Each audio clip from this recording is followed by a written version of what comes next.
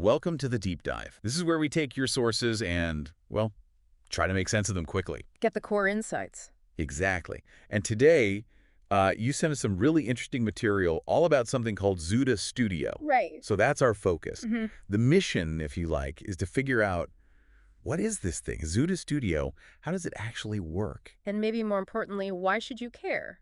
Is it relevant if you're trying to build applications maybe more efficiently? Yeah, especially without drowning in code, which seems to be the main pitch. Yeah. The material kicks off calling it a cutting-edge, code-free development environment. That's the headline, isn't it? Code-free, a big promise. Huge promise. So the core idea is creating sophisticated applications without actually coding. That's what we need to dig into. How do they actually propose to do that? Okay, so code-free. Let's unpack that.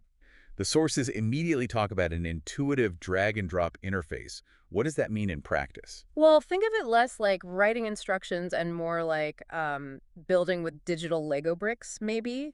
Instead of typing out code for, say, a button or a form, you visually pick that element. From a menu or something? Yeah, exactly, from a library of components. And you just drag it onto your screen where you want it to be. So much more visual. Very visual. And that immediately lowers the barrier to entry, Doesn't matter if you're a seasoned developer just wanting to mock something up fast, or someone who's never coded before but has an app idea. It makes it more approachable. Definitely more accessible. And it sounds like they help you get going quickly, too. It's not just a blank canvas. There's mention of a library of pre-made UI templates. Right, which is another time saver. These are like pre-designed layouts. For common things, like a login page or... Exactly. Dashboards, login screens, product lists, you name it. So you pick one that kind of looks like what you need. And then customize it. Precisely. You're not wasting time building the absolute basics from scratch every single time. You focus on what makes your app unique. Okay, that makes sense. Now, on top of this visual stuff, there's something, well, pretty intriguing to mention.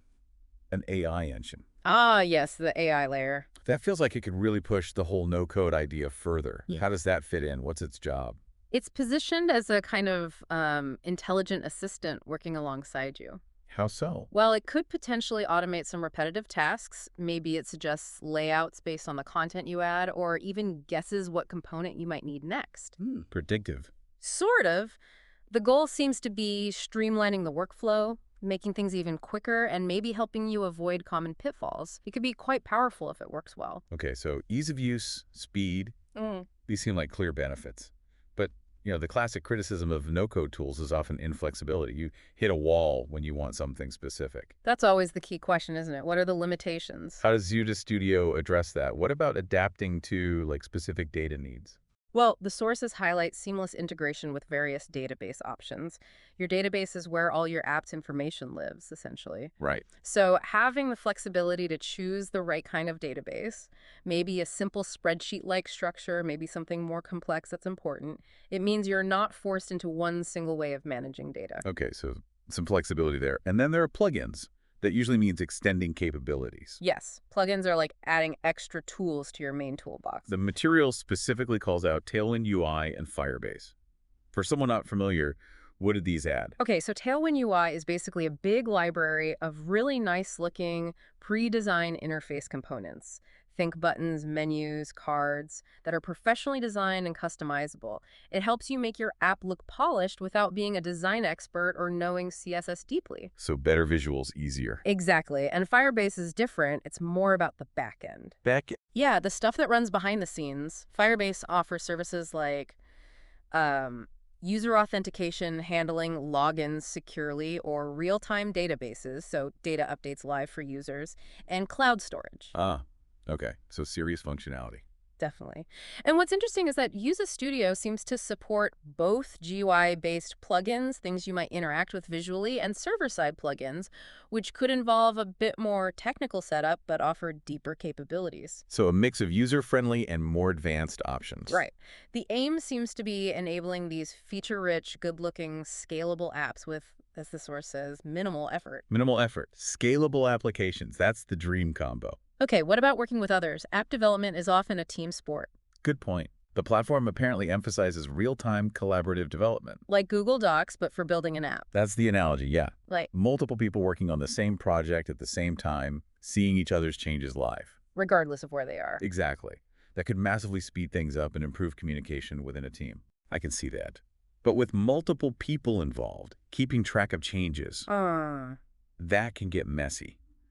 Does it help with that? Version control. It does. The sources mention built-in version control. Think of it like an undo history, but much more powerful. Like a safety net. Pretty much. It records who changed what when. So if something breaks or you just want to go back to an earlier version, it's relatively straightforward. That's crucial for team projects. Yeah, definitely. Plus, they mentioned being able to export and import projects, which helps with sharing or just moving things around. Well, okay, so collaboration seems covered. Yeah. Now, one bit that stood out was about where you can work.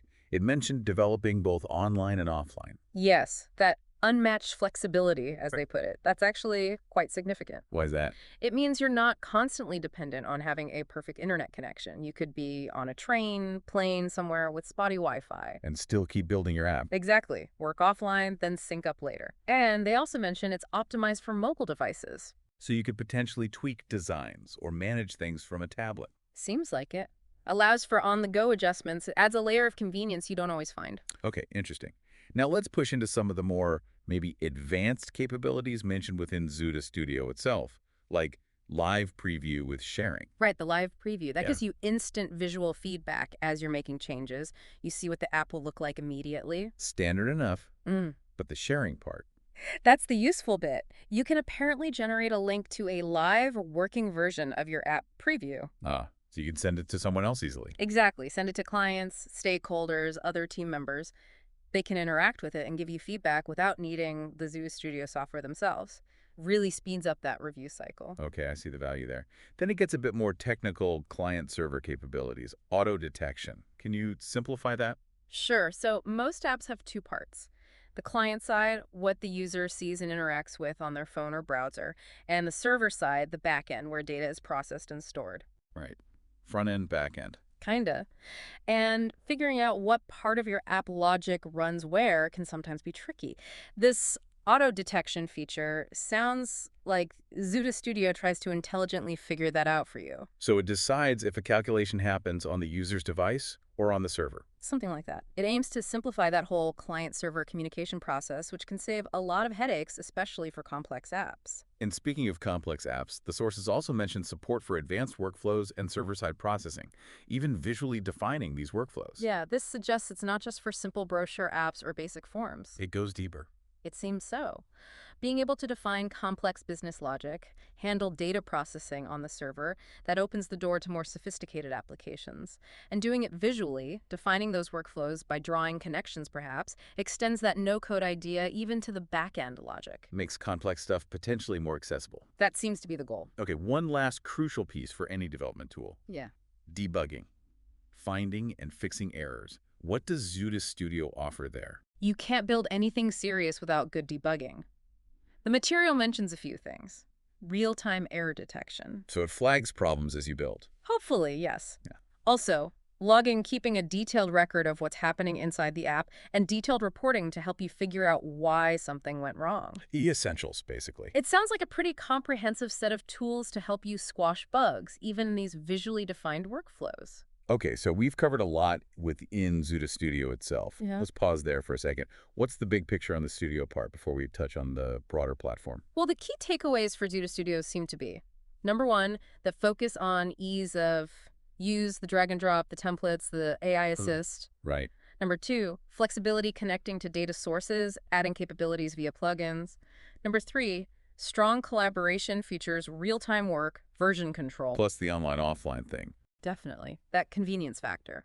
And finally, surprisingly advanced capabilities for building complex logic and workflows backed by debugging tools. It really aims to empower people to build modern apps efficiently, cutting down the coding barrier. Now, the sources also talk about the Xuda platform.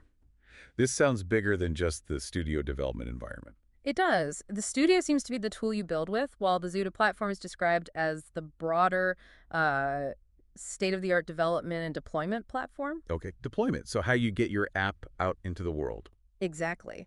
It seems to combine orchestration tools, ways to manage complex applications, with something called the Xuda Marketplace. A marketplace. What's that about? It sounds like a place where you can find pre-built apps, other tools, maybe more plugins, things to potentially accelerate your development even further. So ready-made components or even full apps. Seems like it. And interestingly, it mentions developers might even be able to sell their own apps or creations on this marketplace. Ah, creating an ecosystem. Potentially, yeah. The platform side also seems focused on managing apps at scale, handling performance, scalability for potentially large user bases. So the studio is for building, the platform is for managing, deploying, and maybe extending via a marketplace. That's how it reads. The platform provides the infrastructure and ecosystem around the apps built with the studio. And what about getting those apps to users? What deployment options are mentioned? There are several. User group deployments, which sound like private, password-protected versions, maybe for internal testing or specific teams. Okay. Then PWA's progressive web apps, which run in a browser but can feel like native apps. Also just standard public web pages. And native mobile apps, iOS, Android. Yes, support for native iOS and Android app deployment is mentioned as well. So quite a range of ways to get your creation out there. That covers most bases. Ah. What about the underlying hosting? Where do these apps actually live? The platform offers flexible and scalable hosting solutions. They talk about a global network of data centers. For speed and reliability. Yeah, aiming for low latency and security. And different hosting plans are mentioned, tailored for everything from small personal projects up to enterprise-level needs. Focus seems to be on uptime and support. And for big companies with strict rules. Any options for them?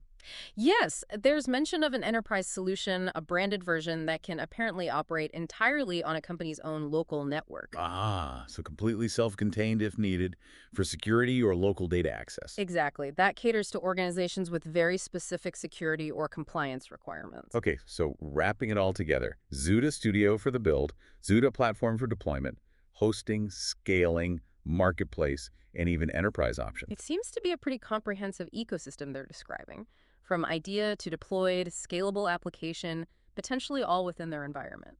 All right, so to sum up our deep dive today, Okay.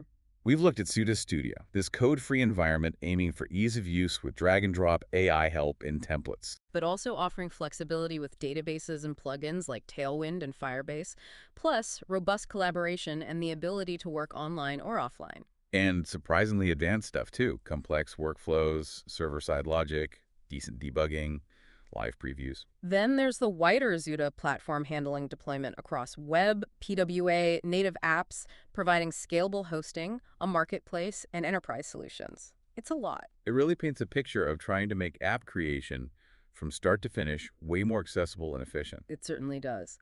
Which leads to, I suppose, the final thought for you, the listener. Given this strong emphasis on code-free development, the visual tools, this whole ecosystem with a marketplace, Yeah. how might platforms like this, like Xuda Studio and the broader Xuda platform, actually change the landscape? You know, for individual creators wanting to bring an idea to life, but also for bigger companies looking at how they build and deploy applications in the future. What does it mean when the tools get this powerful but potentially easier to use? Exactly. What are the implications down the road? Something to definitely think about, especially if you're involved in creating or deploying software.